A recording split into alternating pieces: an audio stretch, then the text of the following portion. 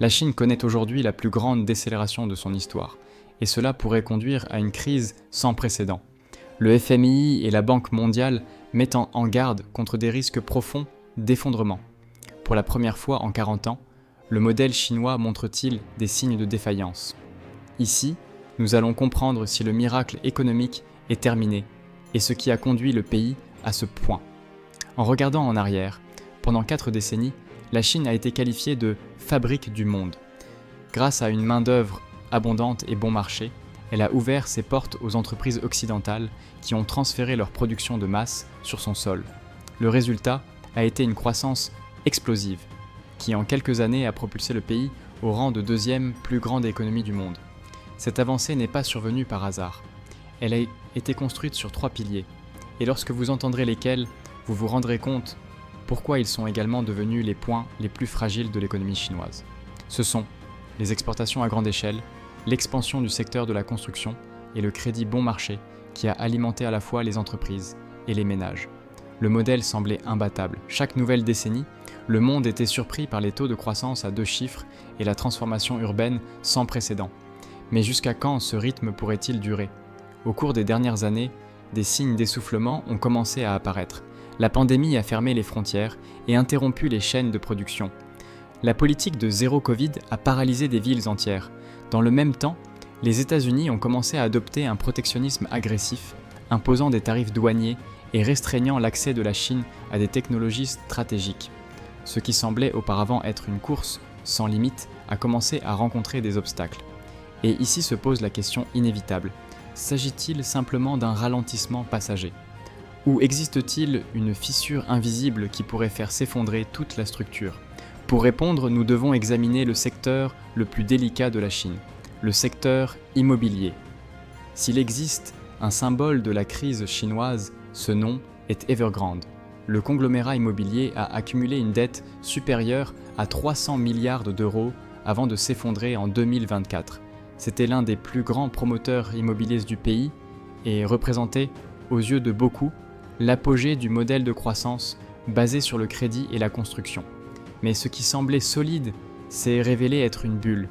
Le secteur immobilier en Chine n'était pas seulement important, il était gigantesque. Des estimations indiquent qu'il a atteint près de 30% du PIB et concentré 70% de l'épargne des ménages. Ensemble, d'autres termes, presque tous les citoyens chinois croyaient que l'immobilier était la forme la plus sûre de conserver leur richesse. Mais un marché peut-il réellement croître indéfiniment sans limite? La réponse est venue des grandes villes. Dans des métropoles comme Pékin et Shanghai, les prix de l'immobilier se sont effondrés entre 30 et 40%. Des projets entiers ont été abandonnés, transformant des quartiers planifiés en véritables villes fantômes. Imaginez avoir investi toutes les économies d'une vie dans un appartement qui ne sera jamais livré. C'est la réalité de millions de familles chinoises. L'impact psychologique a été immédiat. Au lieu de consommer, les ménages ont commencé à épargner encore plus, mettant de côté jusqu'à 1/3 de leurs revenus. Et quand l'épargne augmente par peur, l'économie ralentit. Ce qui, pendant des décennies, a été considéré comme l'actif le plus sûr, s'est transformé en risque systémique. Mais cette perte de confiance dans le marché immobilier n'est qu'une partie de l'histoire. Il y a un autre facteur tout aussi pertinent et souvent ignoré. La Chine compte aujourd'hui 1,4 milliard d'habitants, mais pour la première fois en plusieurs décennies, sa population a commencé à diminuer. Le titre de pays le plus peuplé du monde a déjà été perdu au profit de l'Inde. Ce qui semble être une simple donnée statistique entraîne des conséquences profondes.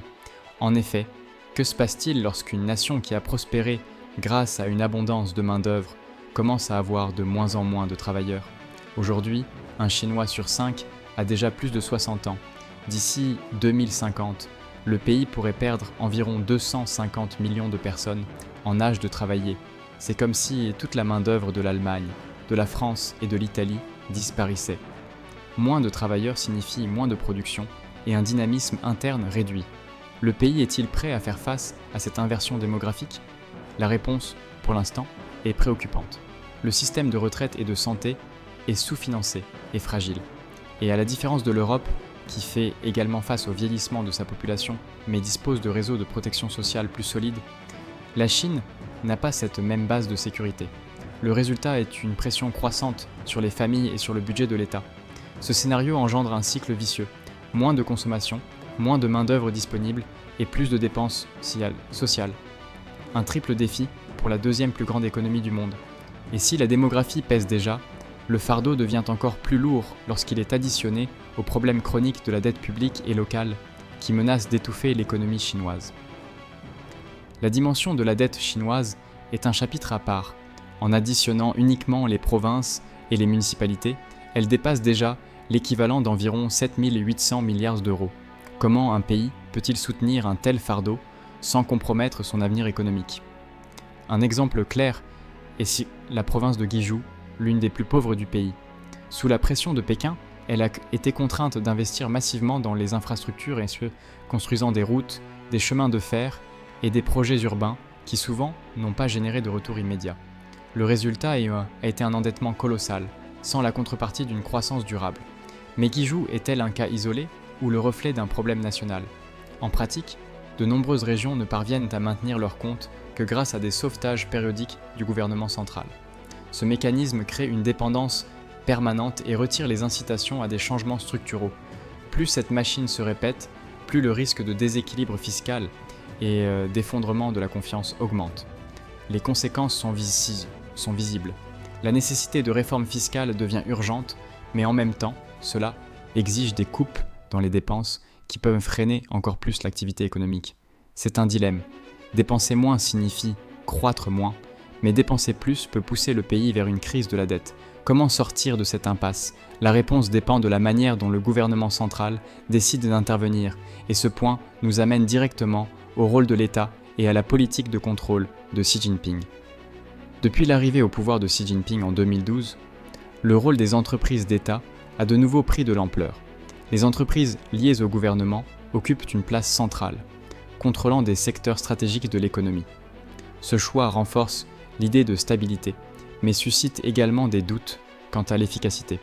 En effet, la centralisation renforce-t-elle ou affaiblit-elle le dynamisme économique ? Le contraste est évident lorsque l'on examine le secteur privé. Le cas de Jack Ma, fondateur d'Alibaba, est emblématique. Considéré comme trop audacieux, il a été contraint de se retirer des projecteurs. Cela envoyait un signal au marché indiquant qu'en Chine, le succès individuel ne peut jamais dépasser les limites imposées par le parti. Quel message cela transmet-il aux investisseurs étrangers qui regardent déjà le pays avec prudence ? D'autre part, il ne s'agit pas seulement de fermeture. Parallèlement, Pékin accorde de l'espace à des secteurs de pointe tels que la technologie avancée et les exportations à forte valeur ajoutée. C'est comme si le gouvernement disait « oui au contrôle », mais uniquement pour orienter ce qu'il considère comme stratégique. Cet équilibre instable constitue à la fois un obstacle et une opportunité. Et si le secteur privé est de plus en plus contrôlé, quelle est alors la grande force qui reste pour soutenir la Chine sur la scène mondiale ? S'il y a un domaine où la Chine montre encore une force impressionnante, c'est dans la technologie et les exportations. Le fabricant BYD a déjà surpassé des rivaux mondiaux et est devenu le leader mondial des voitures électriques. Huawei demeure pertinent dans le secteur des télécommunications, notamment dans la 5G, et des entreprises comme DeepSeek émergent de manière inattendue dans le domaine de l'intelligence artificielle. Ce dynamisme technologique est-il suffisant pour compenser les faiblesses internes ? Les chiffres sont impressionnants. En 2024, les exportations chinoises ont atteint 3 300 milliards d'euros, le plus grand montant de l'histoire. Ce surplus commercial soutient une partie de l'économie et maintient le pays comme pièce centrale du commerce mondial. Mais que cachent ces chiffres sur la réelle dépendance de la Chine vis-à-vis du consumo externe ? De plus, le pays domine des chaînes d'approvisionnement critiques. C'est le plus grand producteur de graphite naturel, le deuxième de bauxite, et contrôle une grande partie de la production mondiale de lithium et de cobalt, éléments indispensables pour les batteries et les énergies renouvelables. Ce contrôle garantit un avantage stratégique. Mais jusqu'à quand les partenaires internationaux accepteront-ils une telle dépendance ? La nouvelle route de la soie a été créée pour consolider ce pouvoir, avec des milliers de projets financés dans des dizaines de pays. Cependant, l'expérience montre des limites claires. Au Sri Lanka, des dettes impayables ont conduit à des concessions forcées, tandis que des pays comme le Panama se sont éloignés et ont préféré s'aligner sur les États-Unis. La technologie et le commerce offrent un véritable souffle, mais n'éliminent pas les risques structurels. Et dans le contexte international, les vents ne soufflent pas en faveur de la Chine. Le commerce extérieur, qui a été le moteur de la croissance chinoise pendant des décennies, fait maintenant face à des obstacles de plus en plus élevés. Les États-Unis, principaux partenaires commerciaux, ont imposé des tarifs sur plus de 450 milliards de dollars d'exportation en provenance de Chine. Cette barrière touche aussi bien les produits industriels que la technologie de pointe. Comment maintenir le rythme au milieu d'un blocage de cette ampleur ? La pression ne vient pas seulement de Washington.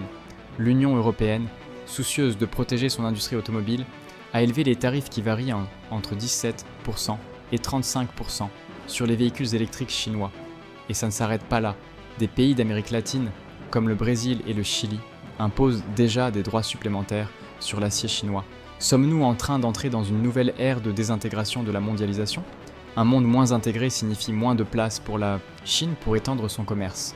Le pays qui a connu une croissance en exportant de plus en plus se retrouve désormais avec des portes qui se ferment. Alors, se pose la question inévitable. Le modèle chinois a-t-il échoué ?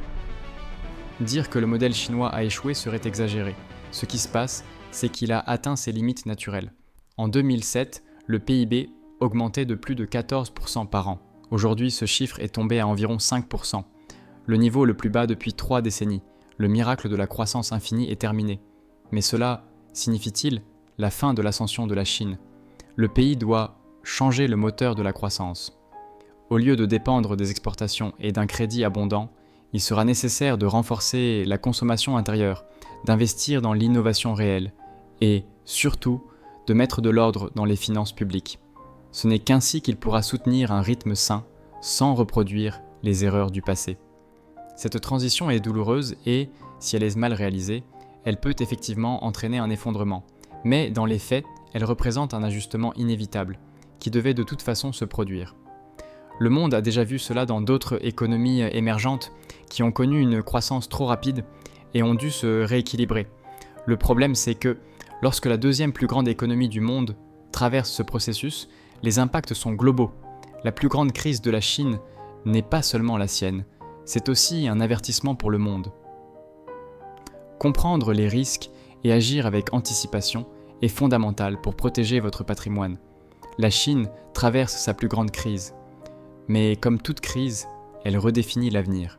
Ceux qui le comprennent prennent de meilleures décisions aujourd'hui. Si cette vidéo a apporté de la clarté, abonnez-vous aux notifications. Ainsi, vous ne manquerez pas les prochaines analyses. Mais ce n'est pas seulement la Chine qui rencontre des difficultés, le Japon est également dans une situation délicate. Pour comprendre en détail, cliquez sur la vidéo qui apparaît à l'écran. Nous vous y retrouvons.